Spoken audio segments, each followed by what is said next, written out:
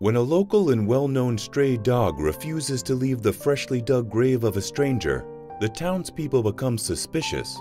And when the cops open it, they discover something horrifying that gives them all the fright of their lives. On a Tuesday morning, Sparky the dog headed up the hill behind Hope Village for his daily walk. Even as a stray, he felt safe in the small village where nothing ever happened and the people never changed. But as Sparky got to the edge of the local pine forest, he held back a little. There were men there digging in the cemetery, and he didn't recognize them. That was unusual, so he stayed in the shadows and watched carefully. The men lowered a large box into the hole, filled it up, placed a makeshift headstone on top, and left in a hurry. Something about the scene unsettled Sparky. Once he was sure the men were really gone, he headed down to the cemetery. He sniffed around a little and then made his way to the fresh grave. It was then that he realized why he was so unsettled. Something terrible was going on here, and he would have to find help. But at the same time, he felt he absolutely had to stay with the grave. It needed his protection. So, how was he going to fetch a human? But thankfully, a human would soon come to him on her own accord. Catherine Milner loved the drive into town. She'd been gone for almost a year, and everything inside her rejoiced to be back. While driving, she planned her day. First, she'd stop by the cemetery to visit her mother's grave. That was what she'd missed most of all. Those long chats she could still have with her mom, even though she'd been dead for almost 5 years.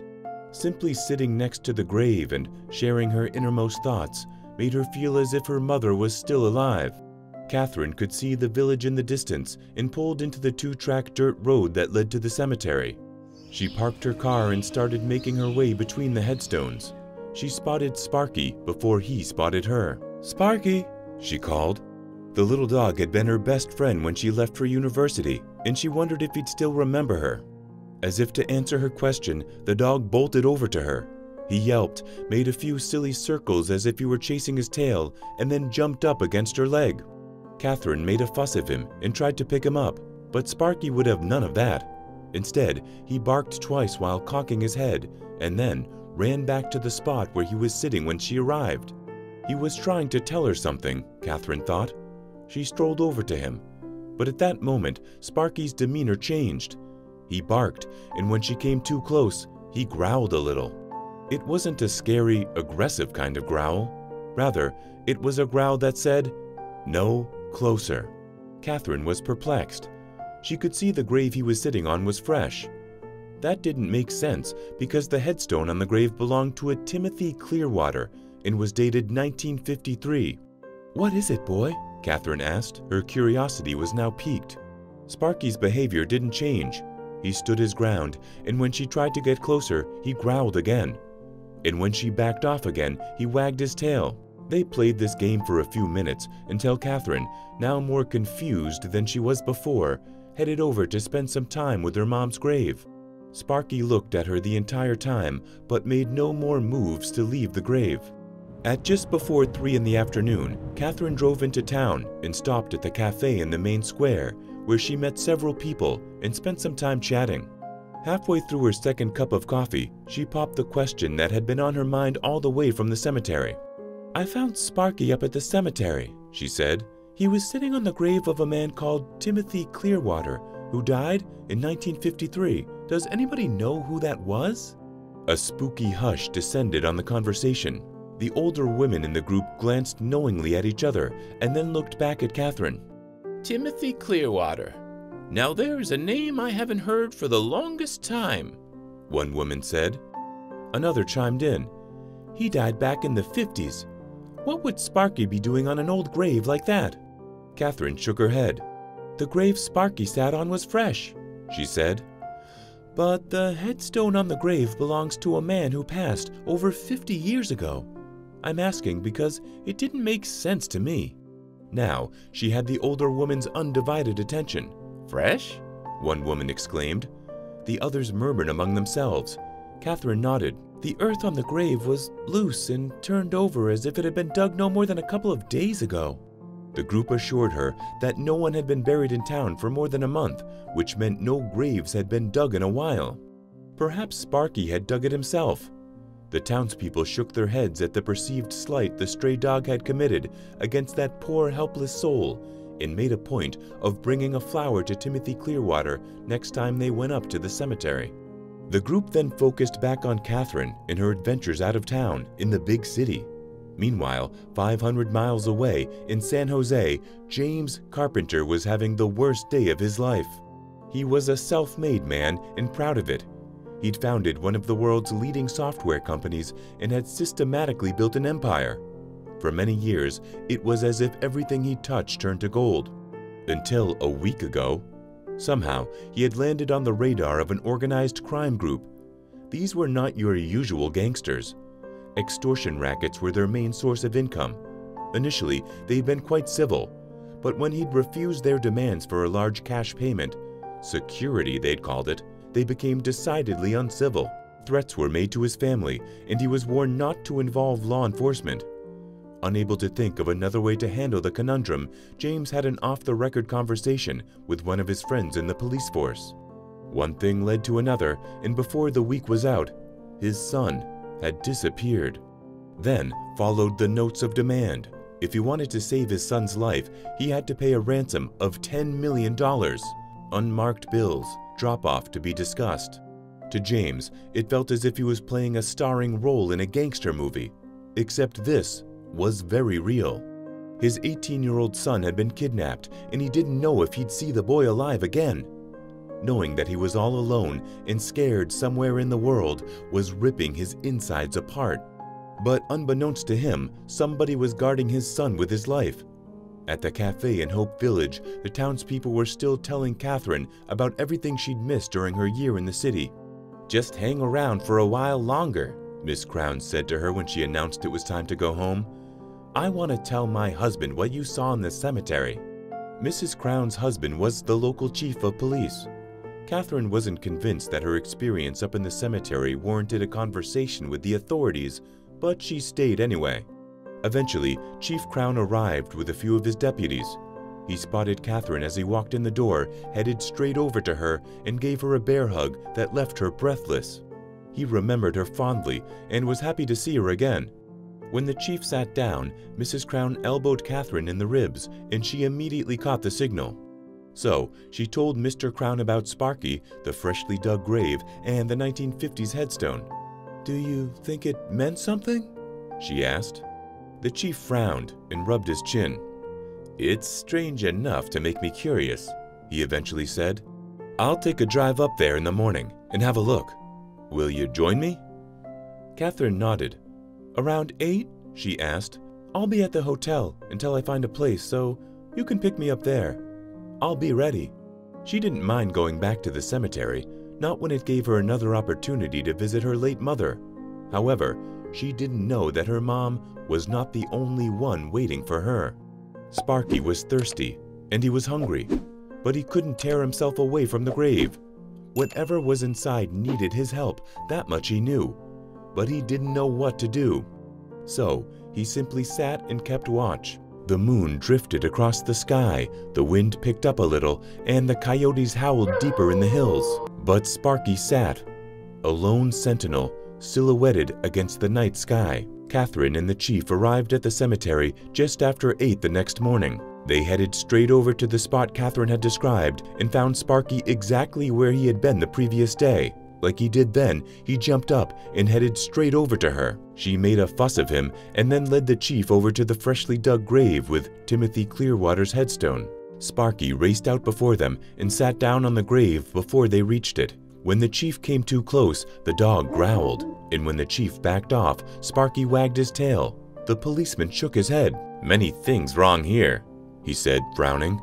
"Firstly, Timothy Clearwater's grave is on the other side of the cemetery. Someone moved the headstone and placed it on this grave. Secondly, nobody's supposed to be buried here. All the funerals need paperwork, and it has to be filed with my office.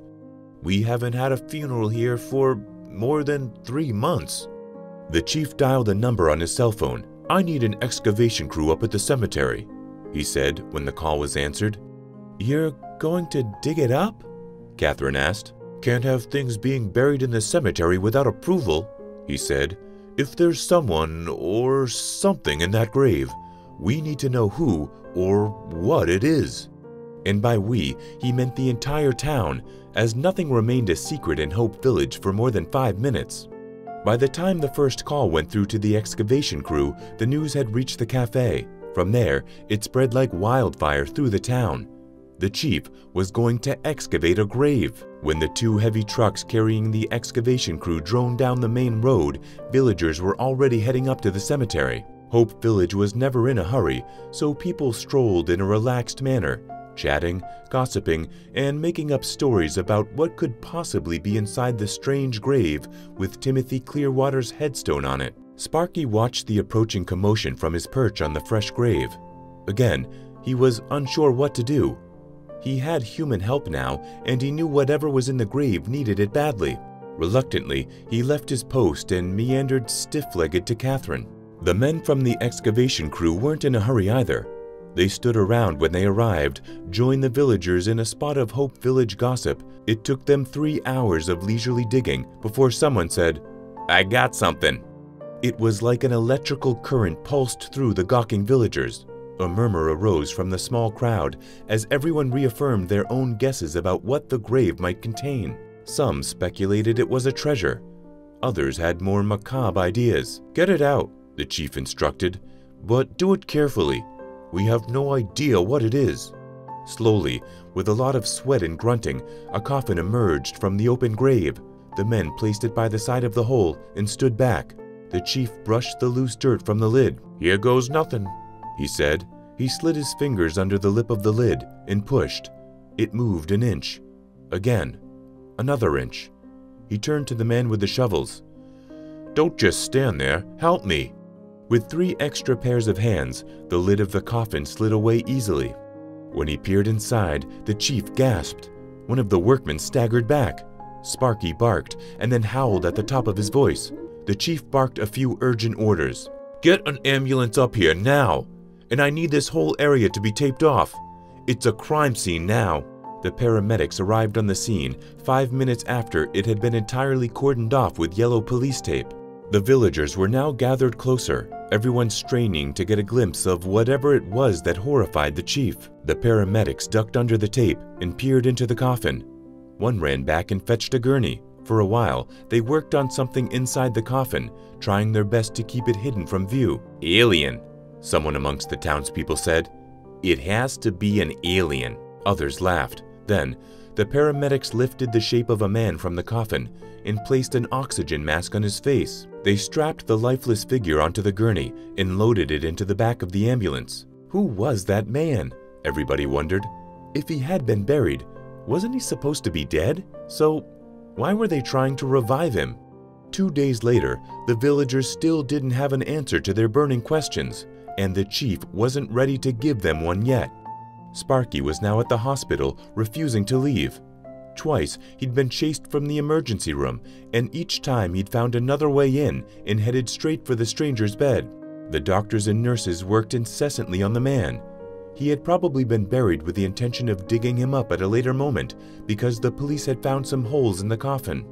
But the people who had buried him had failed to realize that the fresh dirt would eventually seep into the holes, preventing the passage of air. It was a true miracle that he was alive, and it was all thanks to a dog. The chief eventually called Catherine to take charge of Sparky. He needed to talk to the young man to try to make sense of it all, and the dog was making it difficult for him and his officers to approach. When the man started talking, he recounted a horrifying tale that was almost too much for the chief to believe. He had been kidnapped while he was on his way home, kept in a dark room for an entire day, sedated, gagged, and then dumped into the coffin. When he'd woken up and realized he had been buried alive, he had been paralyzed with fear. He had heard a female voice once, but the bark of a dog had muffled his whimpers. However, that same dog had stayed with him throughout the entire ordeal, and if he had to be honest, his presence had been a huge source of comfort. James Carpenter took the call at just after 7 in the evening. His son had been found, and he was alive in a village called Hope, 500 miles away. He didn't think he'd ever been so grateful for anything in his life before, and demanded to know the name of the person or people who had found his boy. Can you imagine his surprise when the chief of police told him his son's guardian angel was a stray dog? 1 week later, Sparky joined the villagers in the parking lot of the Central Cafe for a ceremony. Today's gathering was special. They had a guest, a billionaire from San Jose. His son had been buried under Timothy Clearwater's headstone by some gangsters who wanted him to pay a huge sum of money as ransom. But their plan had gone awry. The boy had survived the ordeal, the billionaire hadn't lost a dime, the criminals had been arrested, and all was well in the world. And it was all because of Sparky. He had been the one who ultimately got Catherine's attention and set the whole rescue effort into motion. So, that day, the mayor was giving Sparky the keys to the town. As far as he knew, he told the villagers in his speech, it was the first time in history that a dog was getting the keys to any town or city in the United States. In his thank you speech, James made another announcement. He was donating $10 million to the Village of Hope for a recreation center. But the money came with a condition. The center was to be called Sparky's, to honor the dog who had saved his son's life. What a great story! Can you imagine how terrifying it must be to wake up underground? Have you ever heard of a dog saving someone's life in this way? Tell us your story in the comments. We'd love to hear it. For now though, that's it from us. Catch you in the next video.